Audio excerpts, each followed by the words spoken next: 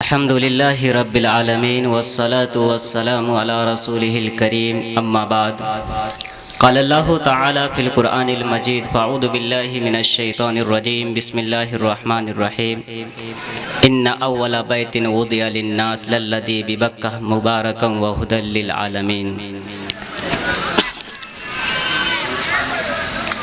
صدق الله العظيم وقال النبي صلى الله عليه وسلم من بنا للہ مسجدا بنا اللہ لہ بیتا فی الجنہ او کما قال علیہ الصلاۃ والسلام۔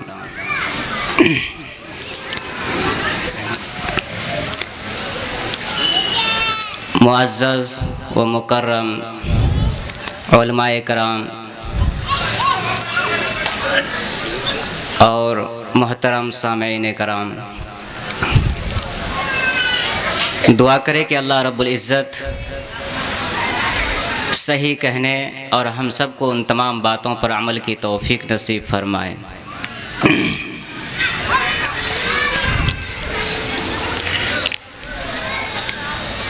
محترم دوستوں اور بزرگوں، قرآن کریم کی جو آیت کریمہ پڑھی ہے، اللہ رب العزت نے فرمایا ان اول بیت وضع للناس، کہ اللہ رب العزت نے پورے دنیا کے اندر جو سب سے پہلا گھر اپنا جو بنایا ہے وہ مکہ شریف، اور وہ کہاں پر ہے میرے عزیز بھائیوں؟ بالکل دنیا کے بیچ کے اندر ہے۔ کہاں پر ہے؟ بیچ کے اندر۔ یہاں تک کہ طبقات جغرافیہ والوں نے جب اس پر ریسرچ کیا، تحقیق کیا کہ واقعتاً جو اللہ رب العزت نے جو گھر بنایا ہے بیچ ہی میں ہے یا پھر کہیں اور دوسرے جگہ پر ہے؟ امریکہ، یورپ، ایشیا، آسٹریلیا، سارے جغرافیہ کے تحقیق کرنے والوں نے جب تحقیق کیا تو پتہ چلا کہ واقعتاً اللہ کا گھر زمین یعنی بیچ کے اندر ہے۔ اب دیکھیے اللہ رب العزت نے اس گھر کے بارے میں کتنی اہم بات بتلا دی کہ مبارکم و ہدی للعالمین، کہ یہ وہ گھر ہے جو تمام جہان والوں کے لیے، پورے سنسار والوں کے لیے، پورے جگت والوں کے لیے یہ گھر بابرکت ہے۔ بابرکت کے ساتھ ساتھ یہ بھی فرما دیا وہ ہدی للعالمین، صرف بابرکت ہی نہیں بلکہ تمام جہان والوں کے لیے یہ ہدایت کا ایک راستہ، ایک ذریعہ بھی ہے۔ آج الحمدللہ بڑے بڑے سائنٹسٹ، بڑے بڑے ویگیانک جب اس گھر پر جاتے ہیں، ریسرچ کرتے ہیں، تحقیق کرتے ہیں تو الحمدللہ سب کے سب اسلام قبول کر کے ایمان میں داخل ہو جاتے ہیں۔ دعا کرے اللہ رب العزت ہم سب کو اس گھر کی قدر اور اہمیت عطا فرمائے، اور اللہ تعالی ہم سب کو بیت اللہ شریف کی زیارت نصیب فرمائے۔ اسی طریقے سے میرے عزیز بھائیوں، اللہ کے نبی صلی اللہ علیہ وسلم نے فرمایا الدنیا دار العمل، کہ یہ دنیا عمل کرنے کی جگہ ہے، یہاں پر جتنی نیکیاں کمانا ہو کما لیجئے، حشر کا میدان ہوگا، کوئی ایک نیکی دینے والا نہ ہوگا، کوئی ایک نیکی دینے والا نہیں ہوگا۔ چلیے ہم اور آپ دیکھتے ہیں، قرآن کو کھولتے ہیں، قرآن کے اندر اللہ رب العزت نے کتنے اچھے اور پیارے انداز میں قرآن محشر کا، حشر کے میدان کا جو نقشہ کھینچا ہے وہ پڑھنے اور سننے کے قابل ہے۔ اللہ فرماتے ہیں یوم یفر المرء من اخیہ و امہ و ابیہ، کہ قیامت کا دن وہ دن ایسا دن ہوگا جس دن بھائی بھائی سے بھاگے گا، بیٹی ماں سے بھاگیں گے، باپ بیٹے سے نفرت کرے گا، شوہر بیوی سے الگ تھلگ ہوگا، بیوی اپنے شوہر سے کوسول دور بھاگے گی۔ کیوں بھاگیں گے میرے بھائیوں؟ کہیں یہ مجھ سے ایک نیکی نہ مانگ لے، کہیں یہ مجھ سے ایک نیکی نہ مانگ لے۔ ہاں میرے عزیز بھائیو، آج تو ہم لوگوں کو ان جلسوں کی، ان پروگراموں کی کوئی قدر اور اہمیت نہیں ہوتی ہے، حالانکہ حدیث کے اندر ان پروگراموں کی، ان جلسوں کی بڑی اہمیت اور فضیلت آئی ہے۔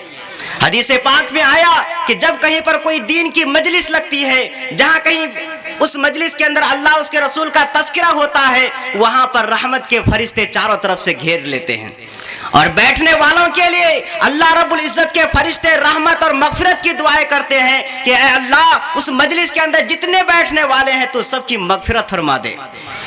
اس لیے میرے عزیز بھائیوں آپ اس پروگرام اس مجلس کو معمولی نہ سمجھیں، بڑی اہمیت ہے، بڑی قدر ہے میرے بھائیوں، لیکن ہمارے اور آپ کے اندر اس کی عظمت اور اہمیت ہونی چاہیے۔ اللہ ہم سب کو قدر کی توفیق نصیب فرمائے۔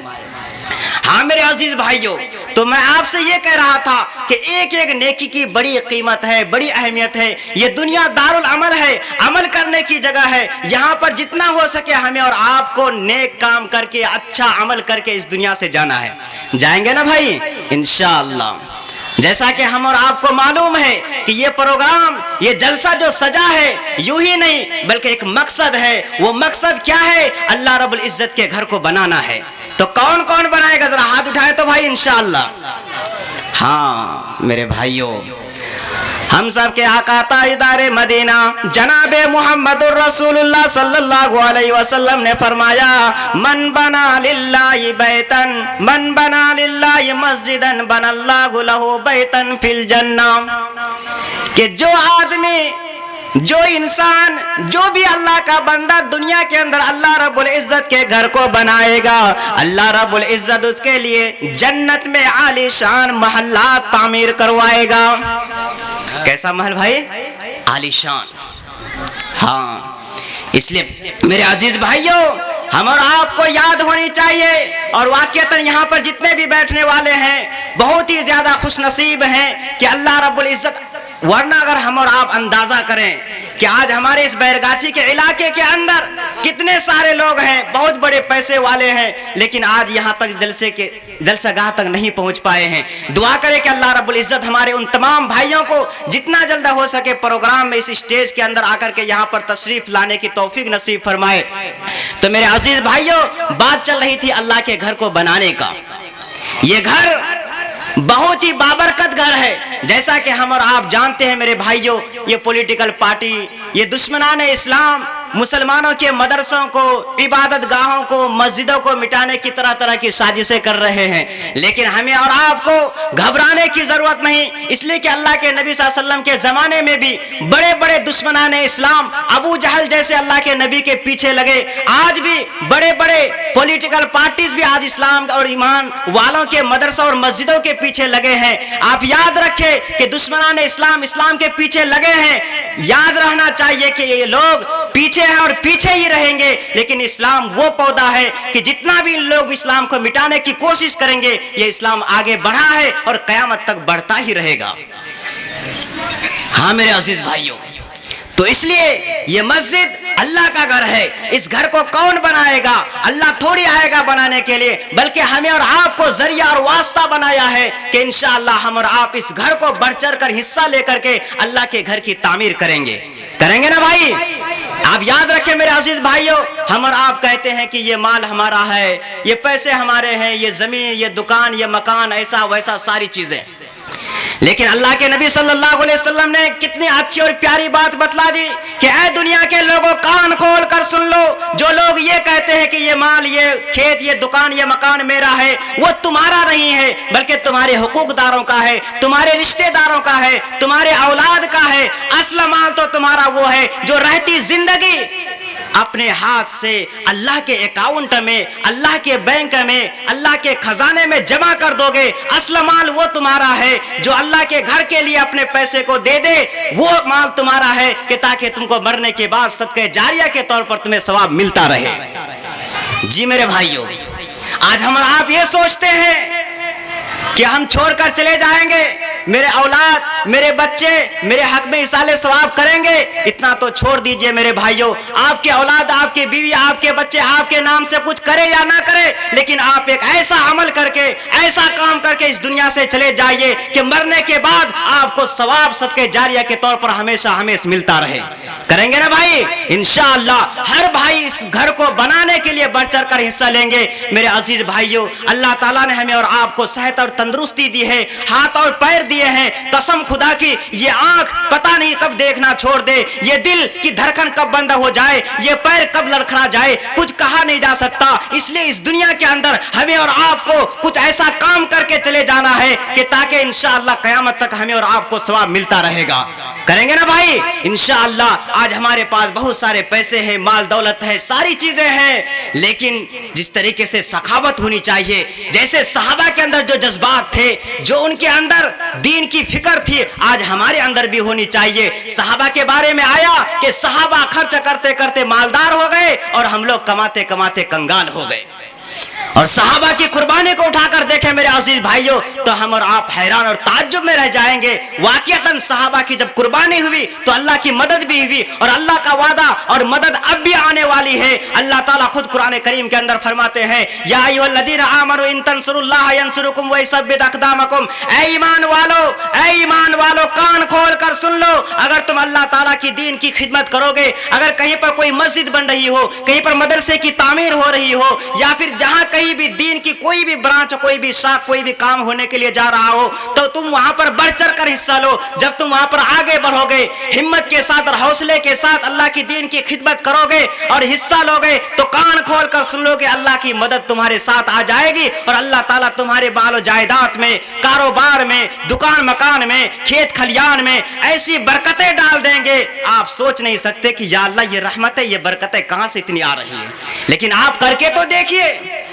इसलिए मेरे अजीज भाइयों, हम लोग अपने दिल को तंग ना करें, बल्कि सखावत को लाएं, अपने अंदर ऐसे हौसला और जज्बा को पैदा करें कि जिस तरीके से सहाबा कराम ने दीन इस्लाम के खातिर सारी चीजों को कुर्बान कर दिया है। क्या नहीं कुर्बान किया, घर छोड़ने की नौबत आई तो घर छोड़ दिया, बीवी बच्चों को छोड़ दिया, इनके अलावा हर तरह की कुर्बानियां दी है। इसी तरीके से मेरे अजीज भाइयों, अल्लाह के घर को बनाने के लिए जिस तरीके से जैसी भी जरूरत पड़ेगी, इंशाअल्लाह हम और आप बढ़ चढ़ कर हिस्सा लेंगे ना भाई इंशाअल्लाह। मेरे अजीज भाइयों, बात तो बहुत सारी है, बहुत तरह की करने की जरूरत भी है, इसलिए वक्त का तकाजा भी है, लेकिन बात मैं आपको तारीख के हवाले से यह भी बतला दो मेरे अजीज भाइयों। इस है मस्जिद का, हम और आप अच्छी तरीके से जानते हैं सूरह फील को, जिसके अंदर अल्लाह ताला ने फरमाया अलम तरा कैफा फअल रब्बुका बि अस्हाबिल फील अलम यजअल कैदहुम फी तज़लील। एक बड़ी तफसील है, लेकिन मैं मुख्तसरन सिर्फ आपको इशारा करके मैं बतला देता हूं कि जब यह सूरत नाजिल हुई है, कैसे नाजिल हुई, हम मुसलमानों के लिए कयामत तक के लिए यह इबरत है, यह सबक है कि हम लोग नसीहत हासिल करें कि यह सूरत कब और किस मौके पर उतरी है।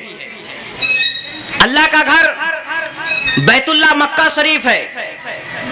एक अब्रहा नामी बादशाह जो यमन के अंदर रहता था, वो भी इस्लाम का सख्त खतरनाक दुश्मन था। उसने एक नकली घर बनवा ली यमन के अंदर, यमन की राजधानी जो भी था सुनआ के अंदर बनाई, और बड़ी खूबसूरत बनाई। मक्का के अंदर ऐलान कर दिया कि अब्रहा बादशाह ने बड़ी खूबसूरत काबा शरीफ बनाया है, इसलिए आप लोग उस घर की ताजीम करने के बजाय आप लोग सबके सब यहाँ पर आ जाएं, यमन आ जाएं। जब मक्का के लोगों ने सुना, कहा कि अरे हमारे दादा परदादा तो इस घर की ताजीम करते हुए आए हैं, अदब एहतराम करते हुए आए हैं, अब ये अब्रहा जो इस्लाम का हमारा खतरनाक दुश्मन है, अब ये हम लोगों को वहां पे बुला रहा है, इसलिए हम लोग वहां पर नहीं जाएंगे। तो मक्का वालों ने आपस में मशवरा किया कि चलो उस घर को तोड़ कर आते हैं। इत्तेफाक से रात में गए और उस घर के अंदर जो भी हुआ उन लोगों ने तहस नहस करके थोड़ा बहुत तोड़ भांग करके आ गए। जब सुबह हुई, अब्रहा को पता चला कि ऐसी हरकत की तो किसने की, कहा कि मक्का के लोगों ने की। अब्रहा गुस्से में आया और कहा कि चलो इसका बदला लेंगे। कहा बदला क्या है, कहा कि बैतुल्लाह शरीफ जो मक्का है उस घर को जाकर तोड़ देंगे। अब्रहा बादशाह अपने फौज लाओ लश्कर को लेकर के हाथी पर सवार होकर बड़ी शान और शौकत के साथ अल्लाह के घर को तोड़ने के लिए आ रहा था। मेरे भाइयों, मैं आपको यह भी बतला दो कि आज हमारी मस्जिदें जो टूट रही है और अल्लाह की मददें नहीं आ रही है, बाबरी मस्जिद जो सबके इतनी पुरानी मस्जिद थी आज मुनहदिम कर दिया गया, अल्लाह की मदद क्यों नहीं आई, इसके अंदर क्या कमी खामी है, हमें और आपको सोचना पड़ेगा, गौर करना पड़ेगा, ठंडे दिल से आपको हमको मुहासबा करना पड़ेगा, इसकी वजह क्या है। अब देखिए अब्रहा अपनी शान और शौकत के साथ फौजियों को लेके आ रहा है। रास्ते में जैसे ही मक्का बैतुल्लाह शरीफ हरम शरीफ पहुंचने से पहले अब्रहा ने अपने तमाम लश्करों की हाजिरी ली और अपने एक सिपाही को भेजा कि जरा सा जाके देखो, हरम शरीफ का जायजा लो, क्या हालत है।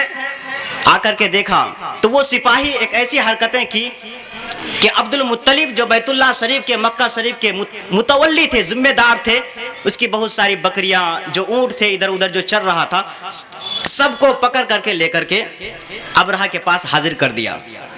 عبد المطلب کو جیسے ہی پتا چلا کہ ابرہہ بادشاہ کے سپاہی نے ایسی حرکتیں کی ہے تو عبد المطلب گئے ابرہہ بادشاہ سے ملنے کے لیے. جیسے ہی ابرہہ بادشاہ نے دیکھا عبد المطلب کو تو دل ہی دل میں ایک خیال آیا کہ یہ عبد المطلب آ رہے ہیں مجھ سے کہنے کے لیے کہ آپ یہ اللہ کا گھر ہے, اس گھر کو توڑنے کے لیے کیوں آ رہے ہیں؟ یہ بہت بابرکت گھر ہے. اس طریقے کی میرے سامنے ریکویسٹ درخواست کریں گے, اپیل کریں گے, یہی کہیں گے. جیسے عبد المطلب پہنچے تو ابرہہ نے مسکرا کر کہا کہ عبد المطلب کیا بات ہے, کیوں آئے؟ کہا کہ دیکھیں بادشاہ سلامت, آپ کے سپاہی نے کیسی حرکت کی ہے کہ میرے بکریوں کو پکڑ کر لے کر آ گیا ہے, اس لیے آپ میرے بکریوں کو میرے حوالہ کر دیں. تو ابرہہ نے کہا یار تم بھی عجیب باتیں کرتے ہو, میں تو سوچا تھا کہ شاید آپ درخواست کرو گے اللہ کے گھر کو نہ توڑنے کے لیے, لیکن آپ تو اپنی بکری کی پڑی ہے, میں تو اللہ کے گھر کو توڑنے کے لیے جا رہا ہوں. اس موقع پر عبد المطلب نے کہا کہ بادشاہ سلامت, دراصل بات یہ ہے کہ ان بکریوں کا چرواہا مالک میں ہوں, اس لیے میں فکر مند ہوں, اور یہ مسجد یہ اللہ کا گھر ہے اور اللہ رب العزت اس گھر کا مالک ہے اور حفاظت کرنے والا ہے, اس لیے اللہ تعالیٰ اپنے گھر کی خود حفاظت کر لے گا. اللہ رب العزت خود اپنے گھر کی حفاظت کر لے گا, اس لیے آپ میرے بکری کو میرے حوالے کر دیں. بکری تو حوالے کر دیا, لیکن ابرہہ بادشاہ اپنی فوجیوں کو لے کر آگے بڑھا. آگے بڑھا کہ نہیں بڑھا بھائی؟ ہاں آگے بڑھا. جیسے ہی آگے بڑھنا تھا, حرم کے اندر پہنچنا ہی تھا کہ اللہ رب العزت نے قرآن کریم کے اندر فرمایا, اور اس وقت کے بڑے بڑے بادشاہ تھے ان کے لیے بھی عبرت کے سمانات بیان کر دیے. وارسل علیہم طیرا ابابیل, ایسے پرندے کو بھیج دیا اور وہ پرندے ترمیہم بحجارۃ من سجیل, چھوٹے چھوٹے پرندے چھوٹے کنکریوں کو لے کر اوپر سے گراتے تھے. جن جن ہاتھیوں ان کے فوجیوں پر ان کے لشکروں پر گرتا تھا اتنا بم بلاسٹ ہوتا تھا کہ وہ وہیں پر جل کر راکھ ہو جاتا تھا, وہ ملیا مٹ ہو جاتا تھا. میرے عزیز بھائیوں, وہاں پر اللہ کی مدد آئی. کیوں آئی؟ اور اس سے اور ہم پچھلی طرف جاتے ہیں 571 صدی عیسوی پیچھے ہم چلے جاتے ہیں حضرت موسیٰ علیہ السلام کے زمانے میں, کہ اس وقت بیت اللہ شریف جو اللہ کا گھر ہے اس گھر کی حفاظت اللہ نے نہیں کی. تو بتایا گیا کہ ہمارے علماء کرام نے اس کے اندر 2 نقطے لکھے ہیں کہ بنی اسرائیل جو حضرت موسیٰ علیہ السلام کے قوم تھے, جب ان لوگوں نے توریت کے مطابق عمل نہیں کیا, وہ اپنے نبی کے بتائے ہوئے طریقے پر نہیں چلے, بلکہ انہوں نے توریت کے اندر بہت ساری تبدیلیاں کر دی, توریت کے خلاف عمل کرنا شروع کر دیا, تو اللہ رب العزت نے ایسے ظالم بادشاہ کو, جو اس وقت کا سب سے بڑا ظالم بخت نصر بادشاہ تھا, ان پر مسلط کر دیا, اور وہ جا کر کے بیت المقدس کو بہت بری طریقے سے تہس نہس کر دیا. اور حضرت موسیٰ علیہ السلام کے 5 لاکھ قوم کو پکڑ کر کے قید خانے کے اندر ڈال دیا گیا اور ان کی ساتھ بہت برا حالت کیا. اب سوال یہ پیدا ہوتا ہے کہ وجہ کیا بنی؟ اس کی اہم وجہ یہ بنی ہے میرے بھائیوں, آج بھی اللہ کی مدد آنے والی ہے اور آ چکی ہے. ضرورت یہ ہے, وقت کا تقاضا یہ ہے کہ ہم اور آپ اللہ کے گھر کو بنانے میں بڑھ چڑھ کر حصہ لیں, اور انشاءاللہ اللہ کے گھر کی اچھی طریقے سے اس کو آباد کریں گے, اپنے گھروں کے اندر دین کا ماحول بنائیں گے, اور اللہ تعالیٰ کے قرآن اور حدیث کے مطابق زندگی کو گزاریں گے. کریں گے نا بھائی؟ انشاءاللہ اللہ رب العزت ہمیں اور آپ کو کہنے سننے سے زیادہ عمل کی توفیق نصیب فرمائے. اور جن لوگوں نے قرآن و حدیث کے مطابق عمل نہیں کیا ہے, جیسے کہ آج صورتحال ہم اور آپ دیکھتے ہیں کہ آج بولتے ہیں یار مسلمان ہر جگہ پریشان ہے, ایسا ویسا ہے. پریشانی کیوں آ رہی ہے؟ ہر مسئلے کا حل تو اللہ تعالیٰ نے قرآن اور حدیث کے اندر رکھا ہے. آج ہم علماء کرام کے بیانات کو سنتے تو ہیں لیکن اس پر عمل نہیں کرتے ہیں. کیا میرے عزیز بھائیوں اب کوئی نبی آنے والا ہے؟ کیا صحابہ آئیں گے؟ کیا تابعین آئیں گے؟ اب کوئی آنے والا نہیں ہے. یہیں پر بیٹھے ہوئے جو علماء کرام ہیں آپ کے سامنے موجود ہیں, یہی قرآن و حدیث کو کھول کھول کر صاف واضح طور پر آپ کے سامنے بیان کریں گے. اب ہم سب کی ذمہ داری ہے کہ کان کھول کر سنیں اور اس پر عمل کرنے کی کوشش کریں. انشاءاللہ عمل کریں گے, اللہ کی مدد ہمارے اور آپ کے ساتھ شامل حال ہوگی. اللہ تعالی ہمیں اور آپ کو کہنے سننے سے زیادہ عمل کی توفیق نصیب فرمائے. آمین. وآخر دعوانا الحمدللہ رب العالمین.